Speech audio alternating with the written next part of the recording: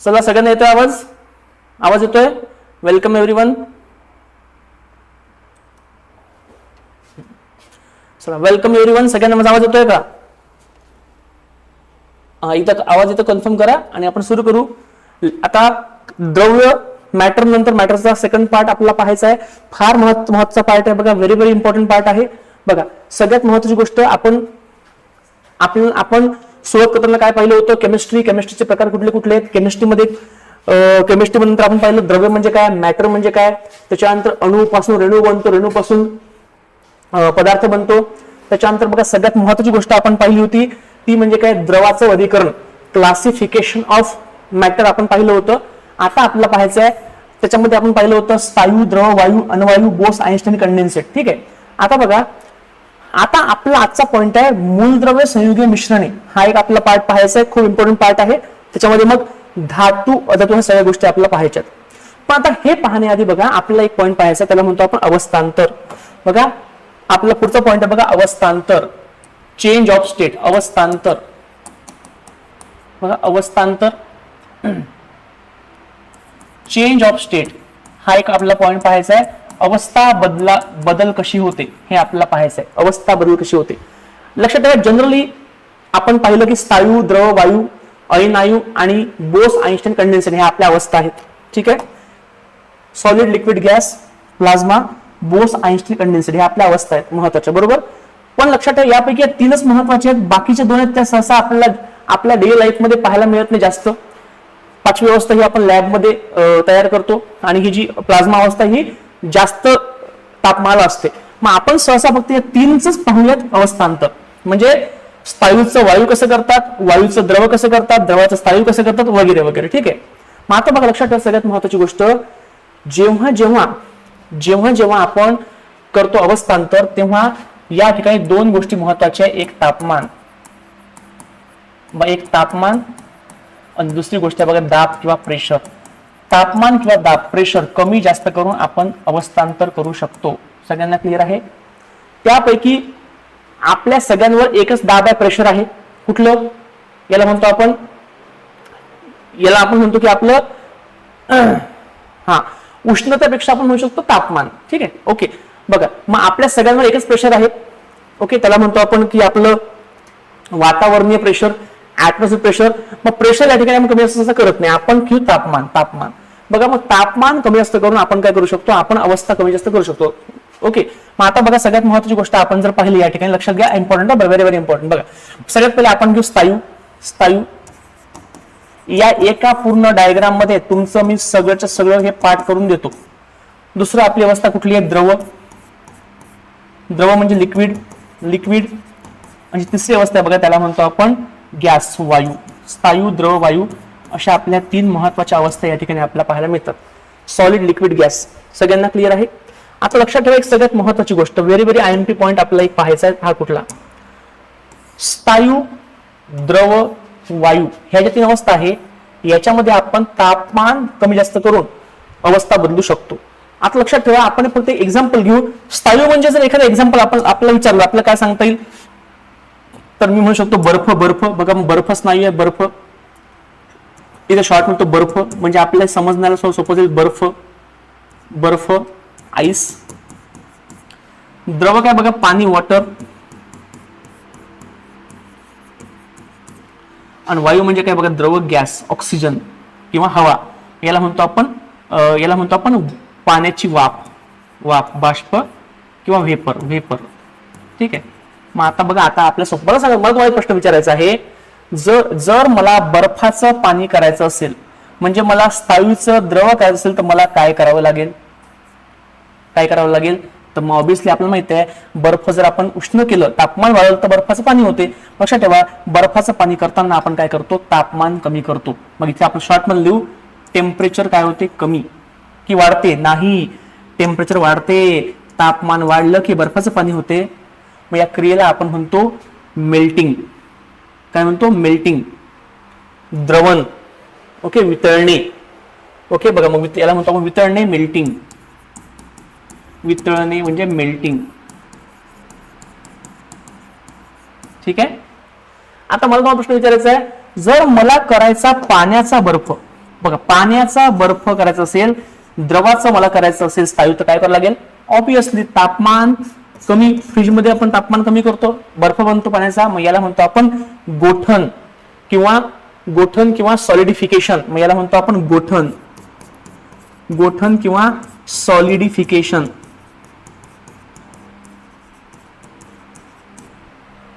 Okay okay. किंवा याला शब्द फ्रीजिंग पण शब्द आहे, फ्रीजिंग. सगळ्यांना क्लिअर आहे? बघ संपला विषय. मग तुम्हाला प्रश्न येतो, फ्रीजिंग म्हणजे काय, गोठण म्हणजे काय? काय असते गोठण? रूपांतर करणे द्रवाचे कशामध्ये, द्रवाचे स्थायूमध्ये. तापमान काय करतात? कमी करतात. सगळ्यांना क्लिअर? संपला विषय, सोपा आहे बघा. आता बघा, मला आता याच्या उलट मला सांगा, मला करायचं आहे पाण्याची वाफ. मला सांगा, पाण्याची वाफ करताना काय व्हायला लागेल? पाण्याची वाफ आपण उकळणे म्हणतो, उकळणे. याच्यामध्ये तापमान आपण वाढवतो, याला म्हणतो आपण उकळणे.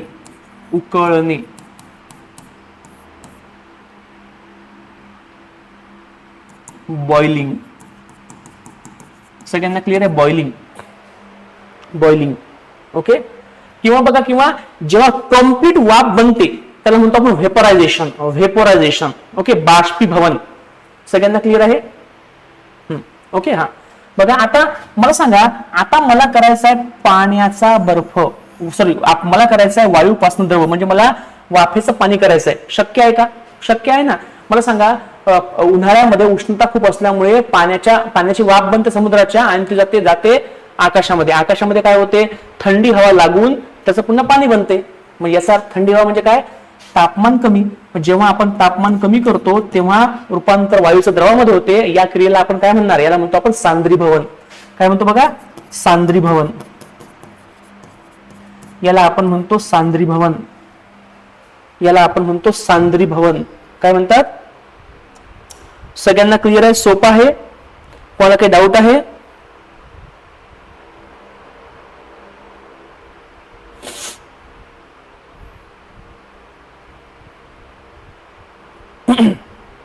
बघा, या क्रियेला आपण म्हणतो सांद्रीभवन. काय म्हणतात?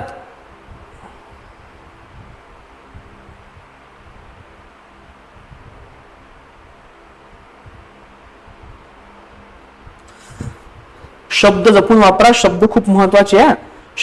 सांद्रीभवन शब्द आहे मराठीमध्ये, याला इंग्लिशमध्ये आपण म्हणतो कंडेन्सेशन. कंडेन्स्ड होणे, कंडेन्सेशन, याला म्हणतो कंडेन्सेशन. सगळ्यांना क्लिअर आहे? बघा, सोपा आहे, एकदम सिंपल. बघा, म्हणजे एका डायग्राम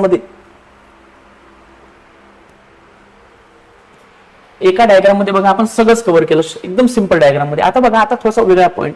कधी कधी काय होते, काय होते बघा, कधी या स्थायूचं रूपांतर उष्णता वाढल्यानंतर या द्रवात न होता, लक्षात घ्या बरं, द्रवात न होता डायरेक्टली कशामध्ये होते? तर वायूमध्ये होते. ओके. मग याच्यामध्ये पण तापमान वाढवतात, तापमान काय असते? जास्त असते. ओके.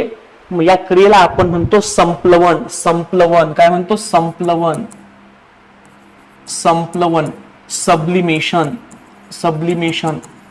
सब्लिमेशन लक्षात ठेवा. IMP पॉइंट आहे. सब्लिमेशनचे उदाहरण कुठले कुठले बघा, याची उदाहरण लक्षात ठेवा.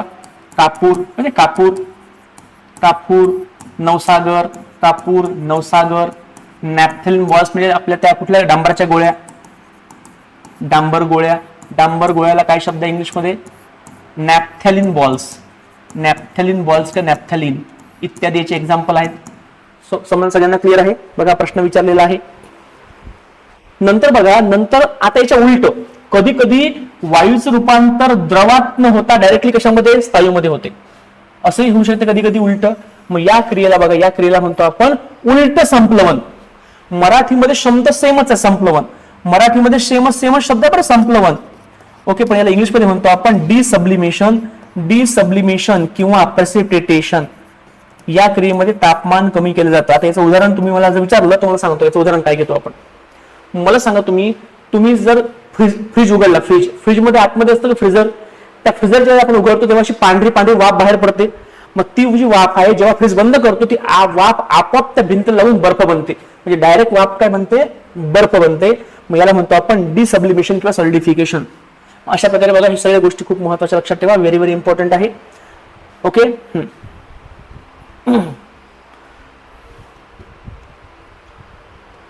सगळ्यांना क्लिअर आहे? आयएमपी पॉइंट आहे, व्हेरी व्हेरी आयएमपी पॉइंट आहे.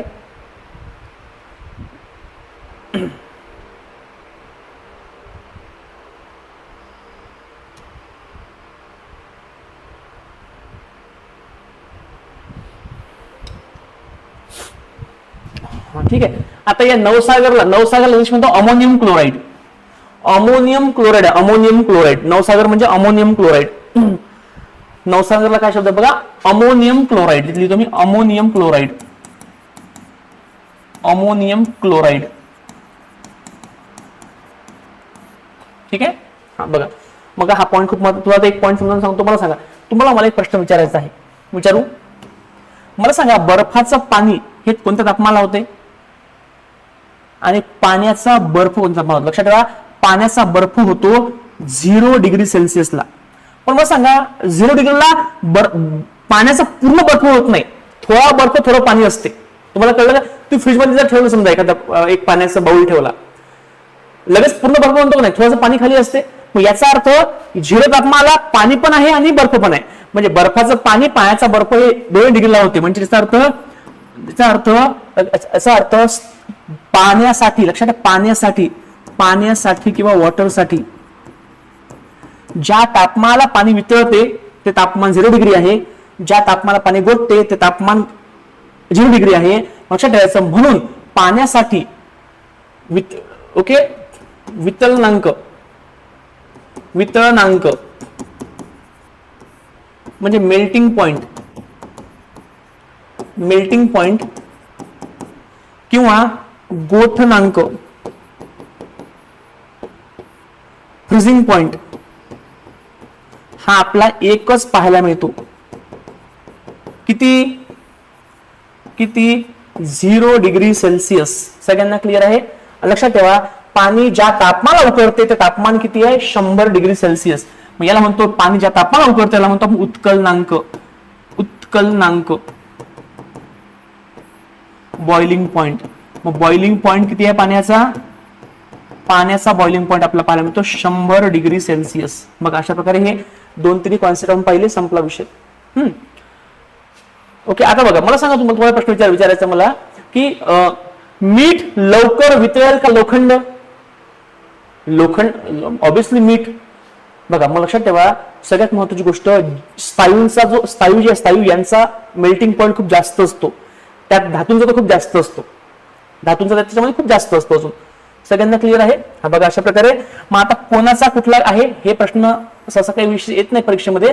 फक्त हे जे सांगितलं लक्षात ठेवा, आयएमपी पॉइंट आहे पाण्याच्या केसमध्ये. ओके, ठीक आहे. मग पाण्यासंबंधी हे दोन्ही पण पॉईंट खूप खूप महत्वाचे लक्षात ठेवा. पाण्याचा उत्कलनांक किती आहे? 100 डिग्री सेल्सिअस आपला असलेला पाहायला मिळतो पाण्याचा उत्कलनांक.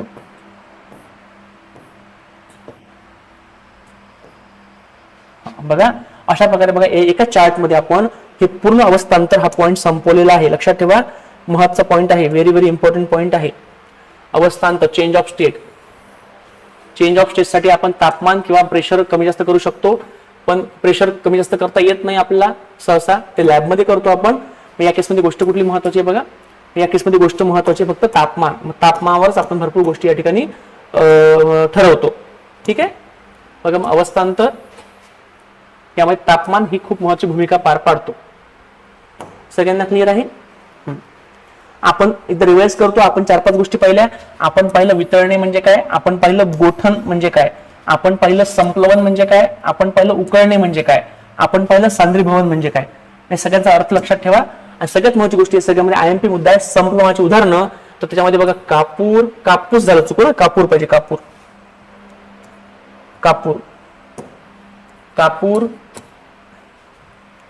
कापूर, नवसागर, डांबराच्या गोळ्या म्हणजे नॅफ्थलिन बॉल त्याला म्हणतो आपण, आणि अमोनियम क्लोराईड म्हणजे नवसागर. ठीक आहे, इतके एक्झाम्पल लक्षात ठेवायचे. संपला विषय. कसं वाटलं? मग अशा प्रकारे हा पहिला पार्ट आपला इथे संपलेला आहे. महत्वाचा पार्ट या ठिकाणी होता हा. ठीक आहे, जाऊ पुढे. आता बघा, पुढच्या पार्ट मध्ये आपल्याला पाहायचं आहे मूल द्रव्य, संयुगी आणि मिश्रण याच्यामध्ये काय फरक आहे? मूल द्रव्य, संयुगी, मिश्रणामध्ये काय फरक आहे? हा एक फरक आपण काय करू, एकदम कॉमन आपण याच्यामध्ये बघू. कशामध्ये? एकाच याच्यामध्ये पाहू, एकाच चार्टमध्ये पुन्हा पाहण्याचा प्रयत्न करू, कारण हा फार महत्वाचा मुद्दा आहे, खूप खूप महत्वाचा मुद्दा आहे. पण हे सगळं पाहण्याआधी आपण बघू मूल द्रव्य. ओके, मूल द्रव्य म्हणजे काय बघा, इथे मी लिहितो एक एक पॉइंट बघा. पहिला मूल द्रव्य, एलिमेंट्स. ठीक आहे. दुसऱ्या पॉइंटला आपण म्हणतो संयुगी,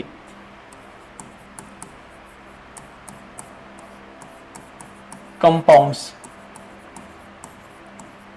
तिसरा म्हणतो बघा आपण मिश्रणे, मिश्रणे, मिश्रणे, मिक्सचर्स. ओके, मूलद्रव्य, संयुगी आणि मिश्रणे अशा तीन गोष्टी आपल्याला महत्वाच्या बघा, खूप खूप महत्वाच्या गोष्टी आपल्याला पाहायचं आहे. मूलद्रव्य, संयुगे आणि मिश्रणे.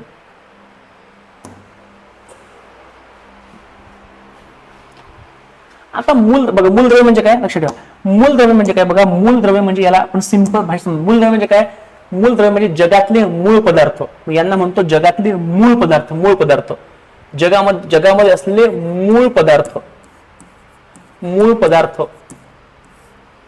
ओके, ज्यांना पुन्हा आपल्याला ब्रेक करता येत नाही. ओके, म्हणजे किंवा असं म्हणू शकतो आपण असे बघा, असं द्रव्य ज्यांच्यामध्ये आपला एकाच प्रकारचे अणु पाहायला मिळतात. ओके, बघा जगामध्ये आतापर्यंत 118 मूलद्रव्यांचा शोध लागलेला आहे. ऍक्च्युली 119 आहेत, पण पुस्तकामध्ये किती आहेत? 118, म्हणून आपण हा 118 पॉईंट लक्षात ठेवायचा. आता एक्झाम्पल, एक अणु म्हणजे काय? एक अणु म्हणजे काय? एक अणु म्हणजे काय बघा, एक अणु म्हणजे बघा oxygen, oxygen, oxygen, nitrogen, nitrogen, nitrogen, copper, copper, copper. बघा सांगा, आपण जर तांब घेतलं, तांब, तर तांब्यामध्ये अणु कुठला असणार? कॉपरचा, तांब्याचाच. Copper, copper, copper, CU, CU, CU, CU. Oxygen मध्ये ओ ओ ओ ओ ओ. मग ज्यामध्ये कुठल्याही एकाच प्रकारचा काय आहे? अणु आहे, एकाच प्रकारचा अणु आहे, ऍटम, सेम ऍटम. ज्यांच्यामध्ये असतात सेम ऍटम बघा, ज्यांच्यामध्ये आपला सेम ऍटम पाहायला मिळतात, सेम ऍटम, ज्यांच्यामध्ये सेम ऍटम पाहायला मिळतात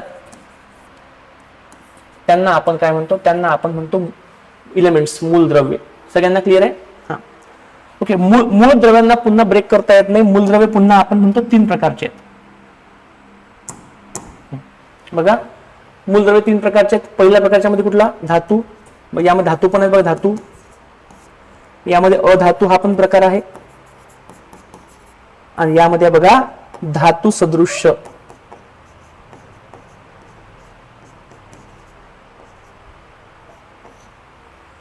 ओके, बघा मेटल, नॉन मेटल आणि मेटलॉइड्स. म्हणजे 3 प्रकार बघा, मेटल,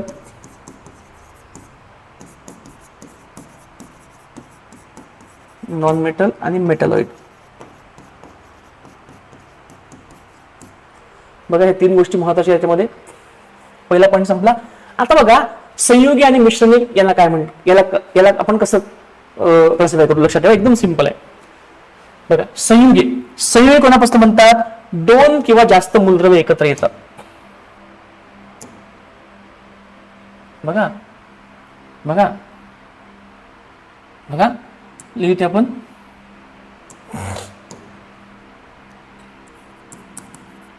दोन किंवा त्यापेक्षा जास्त मूलद्रव्यापासून बनतात. मला सांगा, 2 मूलद्रव्य म्हणजे काय? ऑक्सिजन, हायड्रोजन, वेगवेगळ्या टाईपचे. समजा आपण घेऊ एक्झाम्पल. आता बघा आपण घेऊ समजा एक्झाम्पल, उदाहरण ऑक्सिजन, ऑक्सिजन आहे, हायड्रोजन आहे, वेगवेगळे आहेत. ओके, मग यापासून बनतात. लक्षात ठेवा, मग जेव्हा यापासून बनतात, मग यांच्यामध्ये अणु सेम आहेत का? ओ आणि एच नाही, अणु सेम नाही. याच्यामध्ये वेगळे 2 वेगळे अणु असतात, वेगळे अणु असतात. पण मात्र यापासून बनणार जे पाणी आहे, पाणी म्हणजे काय? H2O. मला सांगा बरं, पाण्यामध्ये कोणते रेणू आहेत? अणु 2 आहेत, हायड्रोजन, ऑक्सिजन. पण रेणू कुठला आहे? H2O, H2O, H2O, H2O. म्हणजे रेणू सेम आहे पण अणु वेगळे आहेत. लक्षात ठेवा, ज्यांच्यामध्ये अणु वेगळे आहेत पण रेणू सेमच आहे, रेणू सारखे आहेत, त्यांना आपण म्हणतो संयुगे. एकदम सिंपल आहे. ओके, लक्षात ठेवा, खूप महत्वाची गोष्ट आहे.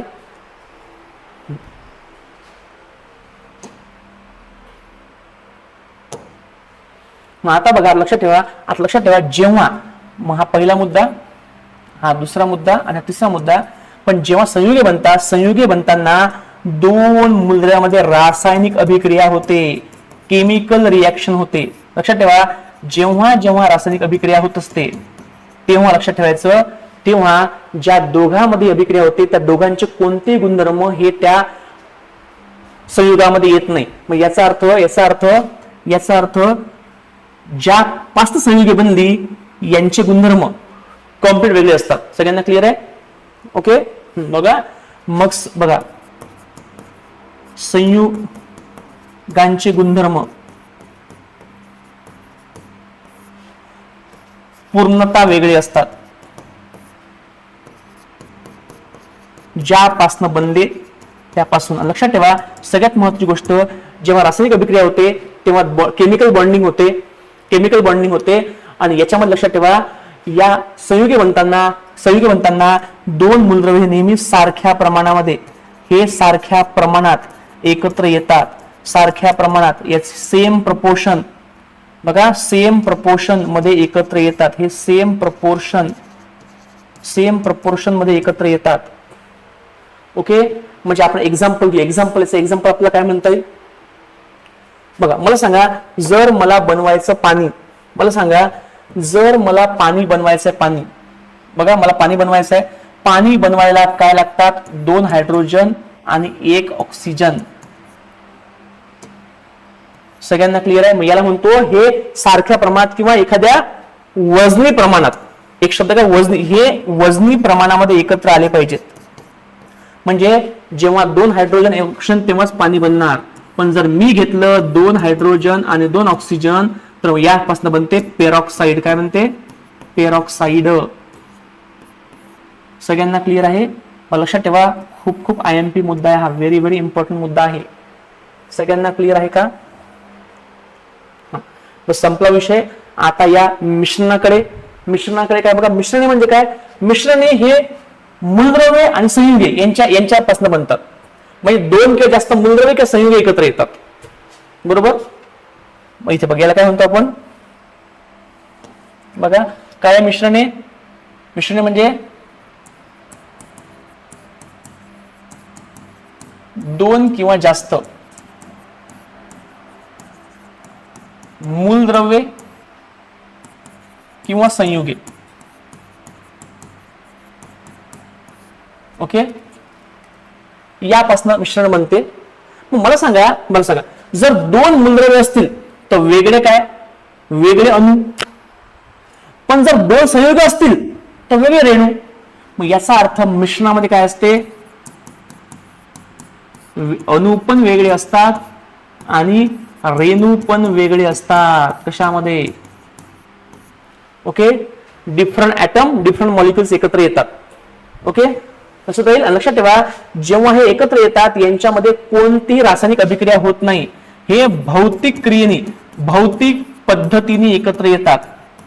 फिजिकल मेथड, भौतिक पद्धतीने जेव्हा एकत्र येतात तेव्हा ज्यापासून हे बनतात त्यांचे गुणधर्म याच्यामध्ये येतात.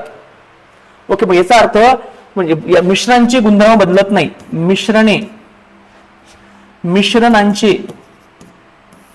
गुणधर्म ज्यापासून मिश्रण बनलं, ओके, हे सारखे असतात, बदलत नाहीत. लक्षात ठेवा, मिश्रण बनताना हे कोणत्याही प्रमाणात एकत्र येतात.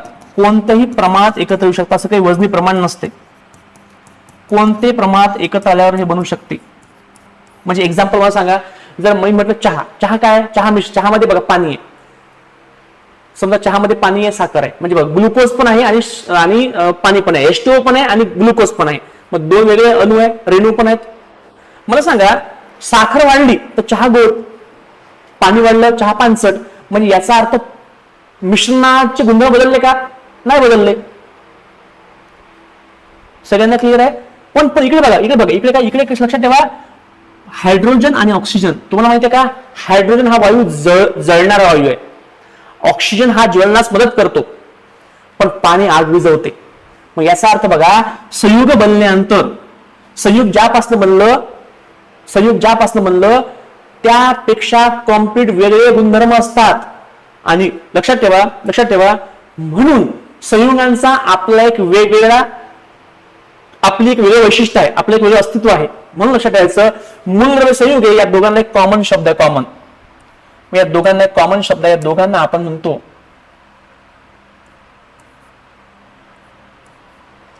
Pure substances. या दोघांना शब्द आहे बघा शुद्ध पदार्थ. काय शब्द आहे? या दोघांना आपण म्हणतो शुद्ध पदार्थ. या दोघांना म्हणतो बघा आपण शुद्ध पदार्थ, प्युअर सबस्टन्स.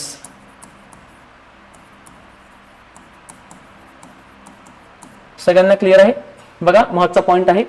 अशा प्रकारे बघा आपण तिघांचे पण डिफरन्स पाहून घेतला. खूप महत्वाचा डिफरन्स आहे बघा. मग एका चार्ट मध्ये तुम्हाला सगळं मी शिकवलेलं आहे. मूलद्रव्ये एकदा रिवाइज करतो. मूलद्रव्य म्हणजे मूळ पदार्थ. मूलद्रव्य म्हणजे मूळ पदार्थ. लक्षात ठेवा, मूलद्रव्य म्हणजे मूळ पदार्थ. ओके, यांच्यामध्ये सारखे अणू असतात. आतापर्यंत 118 मूल्यांचा शोध लागलेला आहे. याचे 3 प्रकार आहेत, धातू, अधातू आणि धातू सदृश्य. ठीक आहे. संयुगेमध्ये 2 किंवा जास्त मूलद्रव्य एकत्र येतात. यामध्ये अणू वेगळे असतात मात्र रेणू सारखे असतात. हे रासायनिक अभिक्रियेने एकत्र येतात, त्याच्यामुळे ज्यांच्यापासून बनले त्याच्यापेक्षा वेगळे गुणधर्म यांच्यामध्ये पाहायला मिळतात आणि हे वजनी प्रमाणामध्ये एकत्र येतात. ओके. मात्र मिश्रणे 2 किंवा जास्त मूलद्रव्य आणि संयुगे यांच्यापासून बनतात. यामध्ये वेगळे अणू आणि वेगळे रेणू असतात. ओके. भौतिक पद्धतीने यांना आपण एकत्र करतो. ओके. यांचे गुणधर्म हे कम्प्लीट वेगळे असतात ज्यापासून बनले त्याच्याशिवाय, आणि कोणत्या प्रमाणात एकत्र येऊ शकतात. संपला विषय. बघा इतक्या गोष्टी महत्त्वाच्या आहेत. सगळ्यांना क्लिअर आहे? व्हेरी व्हेरी इम्पॉर्टंट मुद्दा बघा. कॉन्सेप्च्युअल क्लॅरिटी असेल, जर कॉन्सेप्च्युअल क्लॅरिटी असेल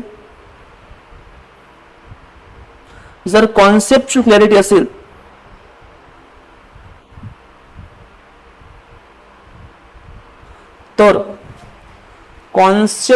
असेल तर कधीही तुम्हाला प्रश्न कसा येऊ द्या, 100% उत्तर तुम्हाला येणार म्हणजे येणार. ठीक आहे.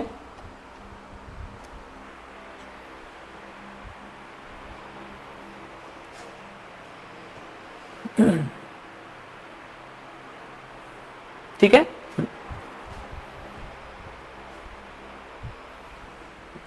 आता बघा, आता धातू म्हणजे काय, तर धातू अधातू यांचे आपण गुणधर्म जेव्हा बघतो तेव्हा धातू स्थायू असतात, अधातू वायू असतात. फॅक्च्युअल पॉईंट खूप सारे पॉईंट याच्यामध्ये फॅक्च्युअल पॉईंट्स. पण बेसिक फरक काय बघा, सांगतो बेसिक फरक बघा तिघामध्ये काय. हे 2 फरक लक्षात ठेवा, बाकी आपण नंतर घेऊ. ओके. ठीक आहे. हा. ओके. आपण सगळं एक एक घ्यायचा प्रयत्न करू, डोंट वरी. ठीक आहे. आता मला सांगा मिश्रणामध्ये काय, मिश्रणाची उदाहरणं काय येऊ शकतात. मिश्रणाची उदाहरणं सांगा बरं. मिश्रणे कुठले कुठले असतात उदाहरणामध्ये? चहा, चिवडा, साखर पाणी म्हणजे काय, साखर पाणी म्हणजे शरबत, दारू पाणी इत्यादी एक्झाम्पल आहेत ना. ओके. हा. ओके. त्याच्यानंतर बघा संयोगाचे उदाहरण पाणी आहे याचा एक्झाम्पल. त्याच्यानंतर बघा मीठ आहे, ग्लुकोज आहे याचं उदाहरण बघा. याचं उदाहरण मीठ आहे, मीठ NaCl. ग्लुकोज म्हणजे काय, C6H12O6. भरपूर चुनखडी इत्यादीचे एक्झाम्पल्स आहेत. मूलद्रव्य म्हणजे सगळे धातू अधातू. Okay. Hydrogen, helium, lithium, boron, carbon, neon, argon, krypton, xenon, radon. ठीक आहे. Okay. Fluorine, chlorine, bromine, iodine, sodium, potassium, magnesium, aluminium, sulphur, silicon, भरपूर सारे काही पण घेऊ शकतो आपण. ठीक आहे. मग आता बघा, आता सगळ्यात महत्वाची गोष्ट तुम्हाला सांगतो, धातू म्हणजे काय. धातूंसंबंधित 2 पॉईंट लक्षात ठेवा फक्त, नंतर आपण ते क्लिअर करू नंतर तुमच्या वेगळ्या टॉपिक मध्ये. बघा लक्षात ठेवा धातूंच्या मध्ये 2 गोष्टी. धातू असतात इलेक्ट्रॉन डोनर, इलेक्ट्रॉन दुसऱ्यांना देतात. अधातू दुसऱ्यांकडे इलेक्ट्रॉन स्वीकारतात, इलेक्ट्रॉन घेतात. ओके. आणि धातू सदृश्य इलेक्ट्रॉन देऊ पण शकतात आणि इलेक्ट्रॉन घेऊ पण शकतात. सगळ्यांना क्लिअर आहे? हा, आता बघा इथे 2 पॉइंट नोट करून ठेवा. 2 पॉइंट, एक पॉइंट आहे बघा संयुजा, एक पॉइंट आहे संयुजा आणि एक पॉइंट आहे संयुजा इलेक्ट्रॉन. इथे शॉर्ट मिळतो संयुजा आणि संयुजा इलेक्ट्रॉन. हा ऍटम मधला पार्ट आहे, तेव्हा समजेल, फक्त इथे लक्षात ठेवा. बघा, जर आपण बघितलं धातूंची संयुजा तर ती असते एकतर 1, एकतर 2, एकतर 3. संयुजा इलेक्ट्रॉन ते पण 1 किंवा 2 किंवा 3. संयुजा फक्त +1, +2, +3 असते. ठीक आहे. मात्र अधातूंच्या केसमध्ये संयुजा काय असते बघा, संयुजा असते -1, -2, -3. मात्र संयुजा इलेक्ट्रॉन किती असतात बघा, हे असतात एकतर 5, एकतर 6, एकतर 7. ओके. मेटलेटच्या केसमध्ये जनरली संयुजा असते यांची 4 आणि संयुजा इलेक्ट्रॉन असतात 4. हे तर प्लस किंवा मायनस असू शकते संयुजा. ठीक आहे. फक्त लक्षात ठेवा, समोर आपले होणार आहे. आता पुढचा प्रकार आपला पाहायचे मिश्रणांचे प्रकार आणि संयुगांचे प्रकार, आपण ते पुढे पुढे बघू. ठीक आहे.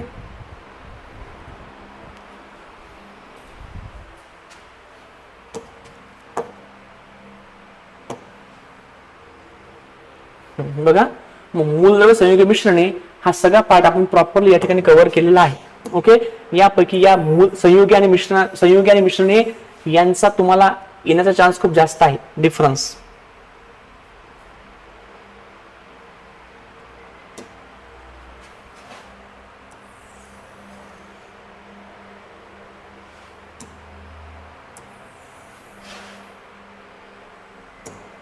ठीक आहे. येस, संयोजा म्हणजे व्हॅलेन्सी. ठीक आहे. हे आपण नंतर बघू. अजून पुढे अणुमधला टॉपिक आहे हा, अणुमध्ये जास्त समजेल. फक्त सध्या फॅक्च्युअल लक्षात, fact, it is a fact म्हणून लक्षात ठेवा सध्या पुरतं. ओके. जस्ट फॅक्ट म्हणून लक्षात ठेवायचा प्रयत्न करा फक्त सध्या पुरतं.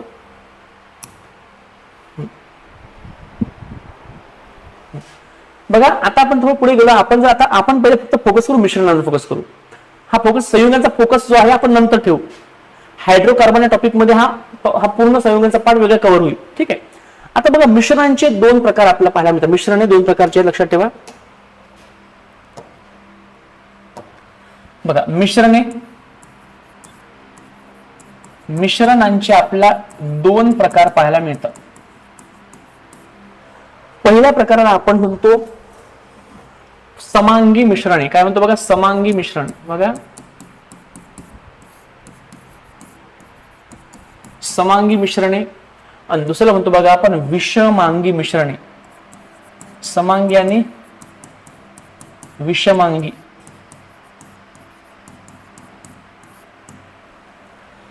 समांगीला आपण इंग्लिश मध्ये म्हणतो होमोजेनियस मिक्सचर. कुठलं होमोजेनियस. आणि विषमांगीला आपण म्हणतो हेटेरोजेनियस मिक्सचर. हेटेरोजिनस मिक्सचर. बघा, होमोजिनियस आणि हेट्रोजिनियस असे 2 प्रकारचे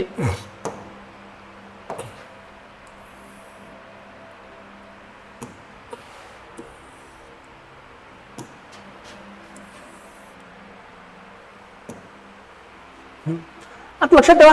हे काय असतं बघा, होमोजिनियस म्हणजे काय बघा, जेव्हा 2 मूलद्रव्य का संयुगे एकत्र येतात. ओके. ते एकात एक कंप्लीट मिसळतात. ओके. आणि एकात एक कंप्लीट मिसळल्यानंतर जेव्हा बघा, जेव्हा मिश्रणामधले घटक, जेव्हा मिश्रणातील घटक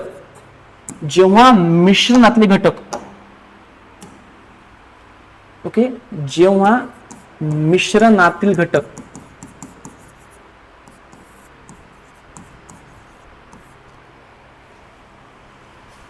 ओके, उघड्या डोळ्यांनी वेगळे करता येत नाही. उघड्या डोळ्यांनी वेगळे करता येत नाहीत समांगी मिश्रणे. पण जेव्हा मिश्रणातले घटक हे आपल्या उघड्या डोळ्यांनी वेगळे करता येतात. उघड्या डोळ्यांनी वेगळे करता येतात.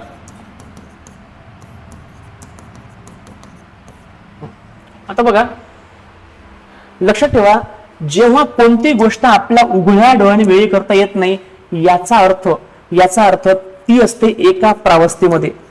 याच्यामध्ये असते एक प्रावस्था. प्रावस्था म्हणजे काय? सेम फेज, एकच असतो फेज. फेज फेज फेज या ठिकाणी मी अवस्था शब्द वापरला नाही. या ठिकाणी स्टेट हा शब्द येत नाही. काय शब्द आहे? Phase, same phase. मात्र विषमांगी मिश्रणामध्ये ओके, प्रावस्था वेगळी असते. प्रावस्था म्हणजे काय? फेज. फेज काय असतो? फेज वेगळी, डिफरंट. सगळ्यांना क्लिअर आहे? ओके. अवस्थेचा या ठिकाणी काही संबंध नाही. अवस्थेचा संबंध नाही रे राजा. ठीक आहे. आता एक्झाम्पल. आता तुम्हाला मला एक प्रश्न विचारायचा. बघा, उदाहरण तुम्हाला समजून मिळेल. उदाहरणाने तुम्हाला समजेल. उदाहरण बघा. उदाहरण पहिलं उदाहरण, साखर पाणी म्हणजे शरबत. बरोबर. दुसरं उदाहरण काय घेता? तेल पाणी.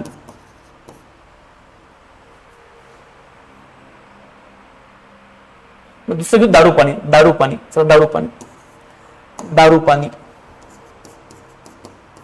पाणी. मला सांगा, साखर कोणत्या अवस्थेमध्ये आहे? सॉलिड, स्थायू. पाणी पण कसं आहे? द्रव. पण जेव्हा आपण साखर पाणी म्हणतो तेव्हा ते एकूण मिश्रण कसं आहे? द्रव. मला सांगा, या साखर पाण्यामधनं साखर पाणी मला वेगवेगळं काढता येते का?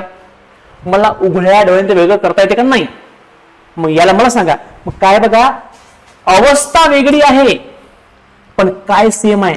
फेज, प्रावस्था. याला म्हणतो फेज सारखी असणे. सगळ्यांना क्लिअर आहे? आता इकडे बघ, दारू पाणी. दारू कशी आहे? द्रव. पाणी पण कसं आहे? द्रव.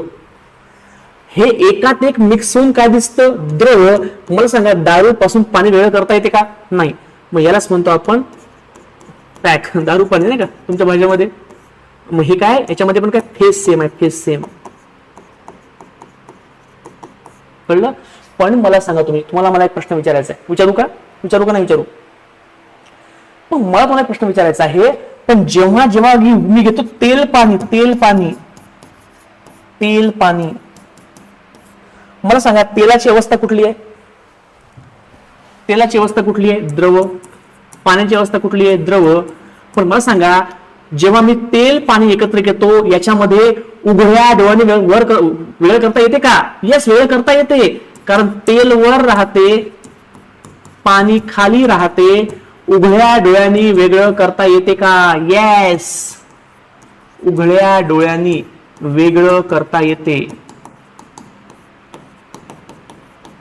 आणि म्हणून याला म्हणतो आपण, जरी अवस्था सेम आहे, प्रावस्था वेगळी आहे. तुम्हाला कळलं का? आता तुम्हाला कळलं फायनली.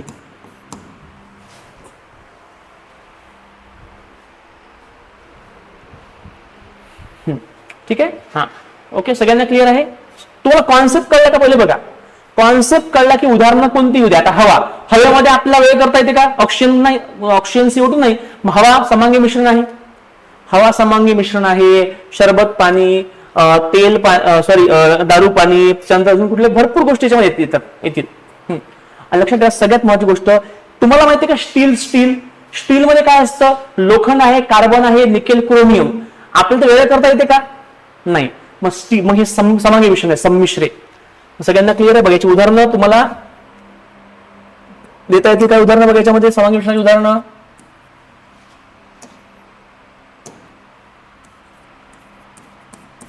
बघा, हवा, त्याच्यानंतर शरबत. बरोबर.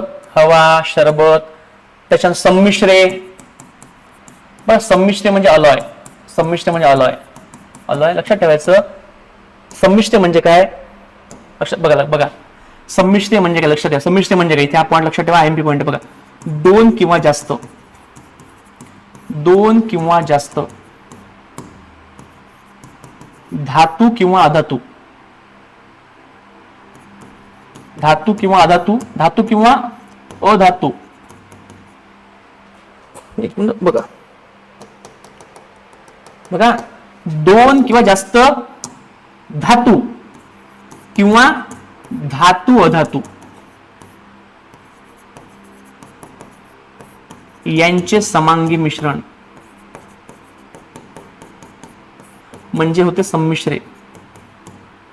ओके, याचं उदाहरण तुम्हाला नंतर आपलं पाहायचं एक्झाम मध्ये, तेव्हा ब्रास, ब्रॉन्झ, पितळ, ब्रास, ब्रॉन्झ म्हणजे पितळ, कांस्य. ओके, त्याच्यानंतर स्टेनलेस स्टील, हे आपण नंतर बघू याच्यामध्ये काय असतं. हे सगळं प्रश्न तुम्हाला विचारलेले आहेत. ठीक आहे, मग अशा प्रकारे बघा हा पाठ संपलेला आहे. सोपा आहे का? हा, चिवडा भेळ. आता चिवडा भेळ, चिवडा भेळ मध्ये मला सांगा, किती पण चिवडा भेळ चांगला मिक्स केला तरी पण कळतं शेंगदाणा कुठे आहे, मिरची कुठे आहे. सगळ्यांना क्लिअर आहे? हा, मग चिवडा, शेंगदाणा भेळ. हा, मग विषांगीची उदाहरण लिहून घ्यायचं, तुम्हाला खूपच उदाहरणाची गरज आहे असतात. बघा उदाहरण चिवडा, चिवडा लक्षात, चिवडा. त्याच्यानंतर गढूळ पाणी, गढूळ पाणी. त्याच्यानंतर पुराचे पाणी. लक्षात ठेवा, दूध शाई, दूध शाई पण हे याच्यामध्ये, दूध शाई रक्त, हे पण लक्षात ठेवा, दूध शाई रक्त हे विषमांगी मिश्रण आहे. वाटतं समांगी पण विषमांगी आहे. ठीक आहे, मग आपण हे एक एक करून बघू पुढे. तुम्हाला बेसिक पार्ट कॉन्सेप्ट कळला, संपला विषय. कॉन्सेप्ट कळला, संपला विषय. कॉन्सेप्ट कळला, विषय संपला. लोकांना कॉन्सेप्ट या जन्मातही कळत नाहीत की कसं काय अवस्था, प्रावस्था, काय शब्द आहे, फेज. ओके, ठीक आहे. संमिश्र खूप महत्वाचा पार्ट, लक्षात ठेवा. संमिश्र प्रश्न तुम्हाला खूप सारे येऊ शकतात, येतात पण. ठीक आहे, विषमांगी मिश्रणे उघड्या डोळ्याने वेगळी करता येतात. याच्यामध्ये फेज वेगळी असते, अवस्था सांगता येत नाही. उदाहरण लक्षात ठेवायचे आपण पाहिलेले आहेत. ठीक आहे, आता एक ओके, मसाला खिचडी. काही मुलांचा मसाला खिचडी फक्त खाण्याचंच का?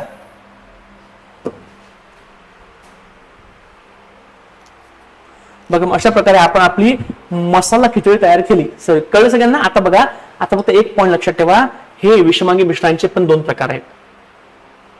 मग आपला पुढचा पार्ट आहे आणि मग आपण हा पार्ट आपला संपेल. बघा, द्रव्य प्रॉपरली.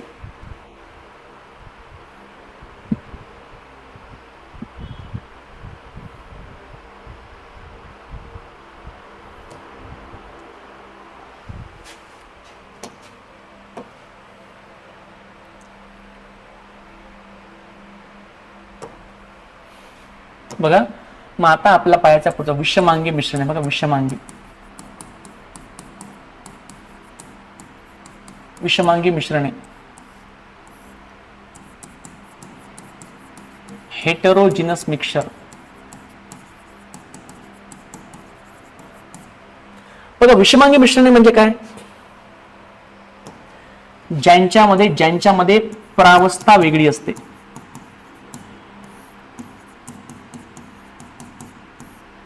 म्हणजे डिफरंट फेज असते, फेज. याचा सिंपल अर्थ काय? उघड्या डोळ्यांनी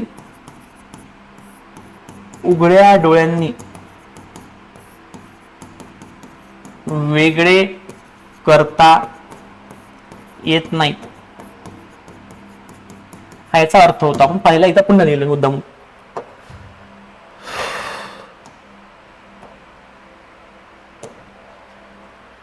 विषमांगी मिश्रणे, बघा, विषमांगी मिश्रणे प्रावस्था वेगळी याच्यामध्ये असते, उघड्या डोळ्याने वेगळं करता येत नाहीत. आता बघा, याचे आपल्याला पाहायला मिळतात दोन प्रकार. बघा, पहिल्या प्रकाराला आपण म्हणतो निलंबन. निलंबन, निलंबन, निलंबन, सस्पेन्शन. आणि दुसऱ्या प्रकारला आपण म्हणतो याला आपण कलील कलील कलील कलील कोलॉइड. सर लक्षात राहत नाही इंग्लिश शब्द. काही लोकांना नोकरी लागते पण नोकरी लागल्यानंतर पैसे घेतल्यामुळे लाच घेतल्यामुळे त्यांना काय करतात बतर्फ सस्पेंड. You are suspended. तुला निलंबित केलं. निलंबित सस्पेंड. निलंबन सस्पेन्शन असं लक्षात ठेवायचं. कळलं का? कळलं का? विसरून दाखवा.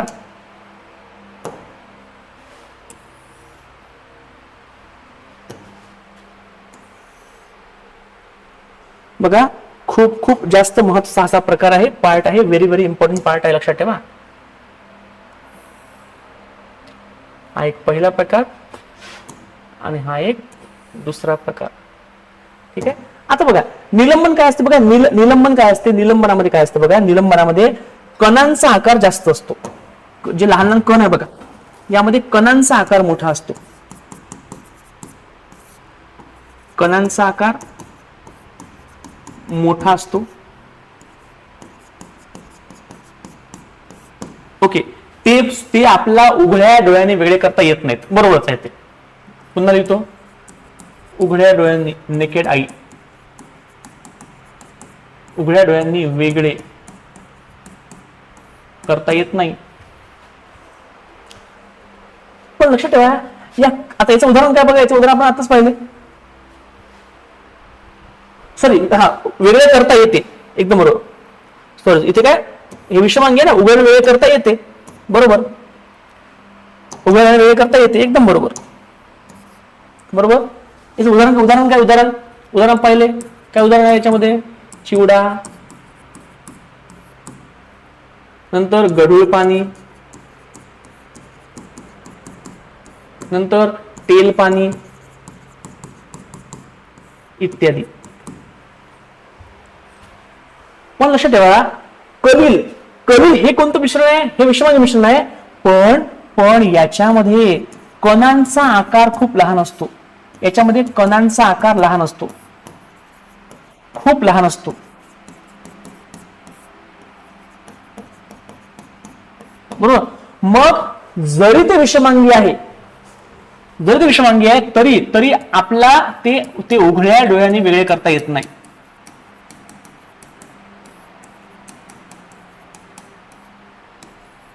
सगळ्यांना क्लिअर आहे.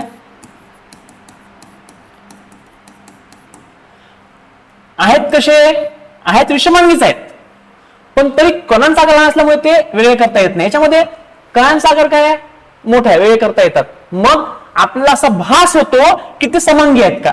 पण लक्षात ठेवा याचे उदाहरण तुम्हाला माहिती आहे. धूर धूर धूर धूर आपल्याला वाटतं समांगी आहे. धुरामध्ये लहान लहान कण असतात. लहान लहान कण असतात बघा. त्या स्नायूंचे लहान कण. आणि ओके नंतर बघा धुके धूर धुके शाई.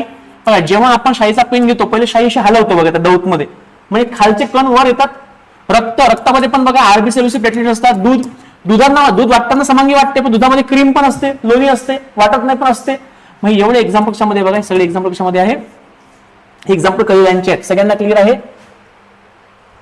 लक्षात ठेवा सगळ्यात महत्त्वाची गोष्ट जर आपण कलील द्रावणामधून लक्षात ठेवा कसं नाही हे द्रावण आहे कलील द्रावण. कलील जर कलील द्रावणामधनं हे लहान लहान कण असतं त्याच्यामध्ये जर यामधनं आपण प्रकाश किंवा लाईट पाठवला प्रकाश किंवा लाईट जर आपण पाठवला तर हा या कणांना लागून हा लाईट पसरतो असा पसरतो. ओके. आणि अशा प्रकारे द्रावण चमकते. मग यालाच म्हणतो आपण टिंडाल परिणाम. Tyndall effect. टिंडाल परिणाम हा मग कलिलांसंबंधीचा गुणधर्म आहे जो ऍक्च्युली प्रकाशाच्या विकिरणामुळे होतो. विकिरण प्रकाशाचं काय होतं विकिरण स्कॅटरिंग. हा प्रश्न तुम्हाला एक्झाम येऊ शकतो. संपला विषय. कळलं. बघा माझ्याकडे पण पीपीटी आहे. पीपीटी वाचलं असं आहे पण कसं लक्षात ठेवा जेव्हा समजतं ना माणसाला तेव्हा कॉन्फिडन्स वाढतो. ठीक आहे. बघा अशा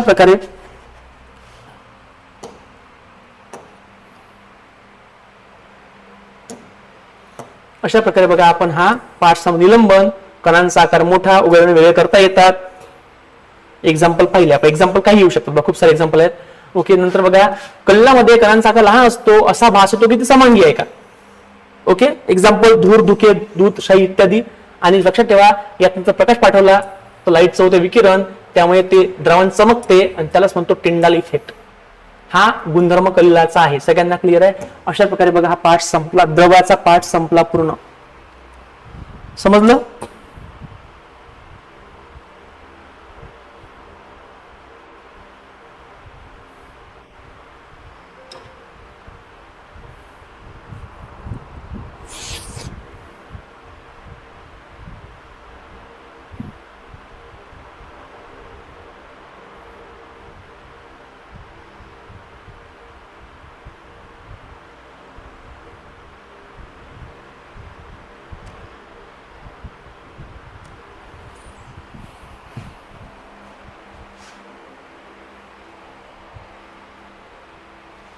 ठीक आहे, बघा मग अशा प्रकारे बघा आपण काय शिकलो आज. तर आपण शिकलो सगळ्यात पहिले अवस्थांतर. अवस्था जर आपल्याला बदलायची असेल अवस्थांतर, तर आपल्याला तापमान आणि दाब दोन्ही बनवू शकतो. पण दाब जो आहे दाब आपल्या हातामध्ये नाहीये, कारण वातावरणीय दाब असतो. तुम्हाला माहितीये का आपण वापरतो प्रेशर कुकर वगैरे, तर त्या केसमध्ये कमी जास्त करू शकतो प्रेशर. पण ज्यांनी आपल्या घरी जे आहे तो दाब सेम होतो. त्यामुळे हे जे उदाहरण आहे हे लॅबमध्ये मग दाब देऊन वगैरे आपण करतो सर, नाही का. एक्झाम्पल बघा, जेव्हा आपण दाब देतो, दाब वायूवर आपला घरचा एलपीजी गॅस, तर दाब देऊन मग तो गॅसमध्ये कन्वर्ट, त्याच्यामध्ये लिक्विडमध्ये कन्वर्ट होतो आणि एलपीजी गॅस बनतो. तसं ते आहे. ठीक आहे, बघा मग आपण याच्यामध्ये 4 गोष्टी पाहिल्या. मेल्टिंग, बघा वितळणे, गोठण, उकळणे, सांद्रीभवन. ओके, मेल्टिंग, सॉलिडिफिकेशन, बॉइलिंग आणि कंडेन्सेशन. ठीक आहे, हे 4 गोष्टी महत्वाच्या आहेत. याच्यामध्ये आपण एक गोष्ट पाहिली, पाण्याचा मेल्टिंग पॉईंट आणि ब्रीजिंग पॉईंट एकच आहे, 0 डिग्री सेल्सिअस. पण पाण्याचा उत्कलनांक किती आहे, तो 100 डिग्री सेल्सिअस आहे. ठीक आहे, संप्लवन आपण पाहिलं. संप्लवनामध्ये काय होतं, सॉलिड पासून डायरेक्टली काय बनतं, वायू बनतं. एक्झाम्पल कापूर, नवसागर, डांबर गोळ्या, नॅफ्थलिन बॉल्स, अमोनियम क्लोराईड. ओके, नंतर बघा सगळ्यात मोठी गोष्ट मूलद्रव्य संयुगे मिश्रणे आपण पाहिलं. मूलद्रव्य म्हणजे काय, एकाच प्रकारचे अणू असतात. संयुगे एकाच प्रकारचे रेणू असतात, अणू वेगळे असतात. मिश्रणे अणू पण वेगळे, रेणू पण वेगळे. ओके, लक्षात ठेवायचं मूलद्रव्य जगामध्ये एकूण 118 आहेत. ओके, संयुगे मध्ये 2 पेक्षा जास्त मूलद्रव्य एकत्र येतात. यांच्यामध्ये केमिकल रिएक्शन होते, संयुगाचे गुणधर्म परत बदलतात, सारख्या प्रमाणात एकत्र येतात. मिश्रणामध्ये 2 के जास्त मूलद्रव्य संयुगे एकत्र येतात, वजनी प्रमाणात एकत्र येत नाहीत, भौतिक पद्धतीने वेगळे एकत्र येतात. सगळ्यांना क्लिअर आहे? संपला विषय. आणि ते एक पण लक्षात ठेवा, मग संयुगांना जर वेगळं करायचं असेल, संयुगे हे केमिकल एकत्र येतात, मग यांना वेगळं करताना खूप अवघड मेथड वापरावं लागते. पण जेव्हा मिश्रण वेगळं करता येते का, तर मिश्रण आपल्याला वेगळं करता येते साध्या पद्धतीने. एक्झाम्पल बघा, पाण्यामध्ये साखर आहे, तर काय करायचं, पाण्याला गरम करायचं, पाणी तिथनं निघून जाते आणि फक्त साखर उरते. म्हणजे मिश्रणांना आपण साध्या पद्धतीने वेगळं करू शकतो, मात्र संयुगांना वेगळं करू शकत नाही. ही खूप अवघड आहे, करू शकतो पण अवघड आहे प्रोसेस ती. ठीक आहे, अशा प्रकारे बघा आपण जर पाहिलं. नंतर शेवटचा मुद्दा आपण पाहिलं विषमांगी मिश्रणे, समांगी आणि विषमांगी. विषमांगी मेन आहे बघा. विषमांगी मध्ये आपण पाहिलं एक्झाम्पल धूर, शाई, रक्त, धूर किंवा धुके, दूध यांच्यामध्ये कणांचा आकार खूप लहान असतो, म्हणून त्यांना आपल्याला वेगळं करता येत नाही. आणि कल्लामध्ये जर लाईट पाठवला तर तो चमकतो, याला म्हणतो टिंडाल परिणाम. अशा प्रकारे हा आपला पाठ संपला.